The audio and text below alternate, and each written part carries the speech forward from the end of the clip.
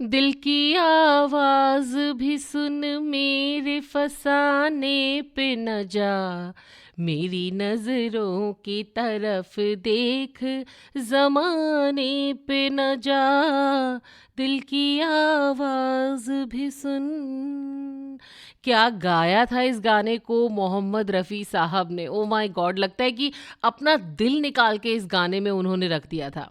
और अगर आपने इस गाने को सुना है और आप भी पुरानी फ़िल्मों के चाहने वाले हैं, रफ़ी साहब के चाहने वाले हैं, तो आपको ये पता होगा कि ये 1968 की फ़िल्म हम साया का गाना है।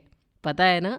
तो बॉलीवुड मेनिया में आपका स्वागत है। आरजे बीजे के पॉडकास्ट में एक बार फिर मैं हाज़िर हूँ, एक कलाकार की रहमदिली की बात को लेकर के, उस किस्से को लेकर के जिसने शायद सबका दिल जीत लिया। ऐसी क्या वजह हो गई जिसकी वजह से मोहम्मद रफ़ी साहब ने जॉय मुखर्जी को उनकी दी हुई फीस लौटा दी?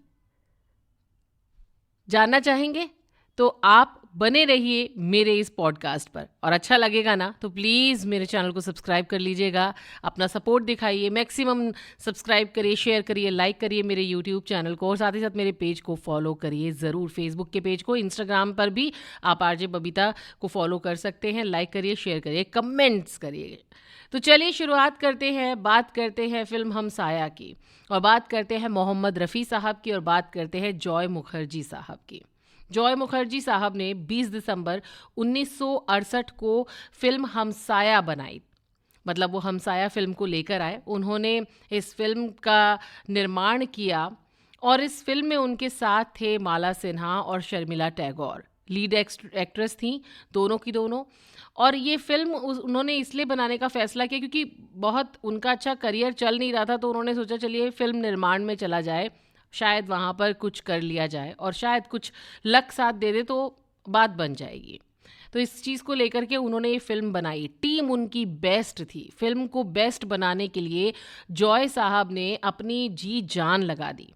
फ़िल्म के अगर संगीत की बात करें तो ओपी नैयर ने इस फ़िल्म में अपना संगीत दिया था, और गाने गाए थे अपने सबके favourite none other than Mohammad Rafi साहब ने, आशा भोसले जी ने और महेंद्र कपूर जी ने। फिल्म के सभी गाने हिट थे, लेकिन फिल्म को दर्शकों ने पूरी तरीके से नकार दिया था।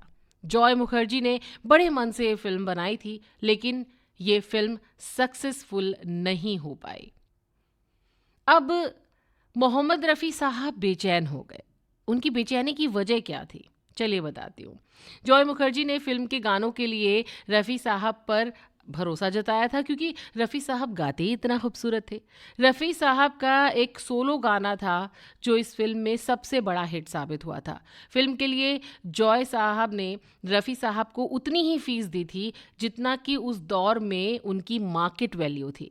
लेकिन जब फ़िल्म फ्लॉप साबित हुई तो रफ़ी साहब का दिल नहीं माना, क्योंकि कहीं न कहीं जॉय साहब के ऊपर फाइनेंशियली बोझ था।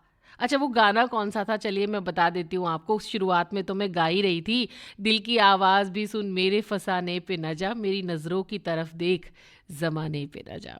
अब जब मोहम्मद रफ़ी साहब का दिल पसीज गया, नहीं माना, तो वो नहीं रह सके। वो नहीं चाहते थे कि जॉय आर्थिक रूप से और परेशानी झेलें। ऐसे में वो एक दिन उनके घर गए और बातचीत के बाद पैसों से भरा हुआ लिफाफा उनकी जेब में रख दिया। जब जॉय ने ये लिफाफा देखा तो वो समझ गए कि रफ़ी साहब अपनी फ़ीस लौटाने आए हैं।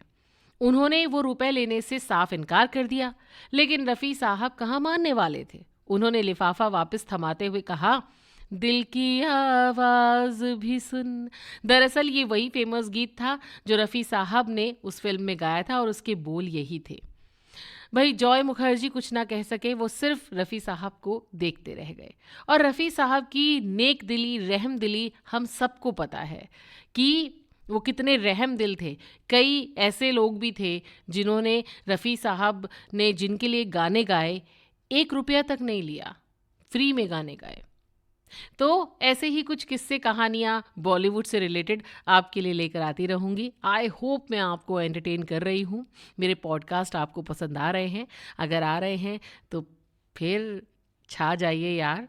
बिल्कुल लाइक करिए, कमेंट करिए और मुझे बताइए कि आपको मेरे पॉडकास्ट कैसे लग रहे हैं। और साथ ही साथ मोहम्मद रफ़ी का गाया हुआ वो गाना जो आपको बेहद पसंद है, वो मुझे लिख कर भेज दीजिए। और अगर आपको भी कोई किस्सा पता है ना रफ़ी साहब का, तो वो भी आप मुझे बता सकते हैं कमेंट बॉक्स में, चाहे मेरे फेसबुक पर सुन रहे हो, चाहे मेरे यूट्यूब चैनल पर सुन रहे हो। तो अभी फ़िलहाल के लिए आरजे बीजे को दीजिए इजाज़त, फिर मुलाकात होगी, बाय।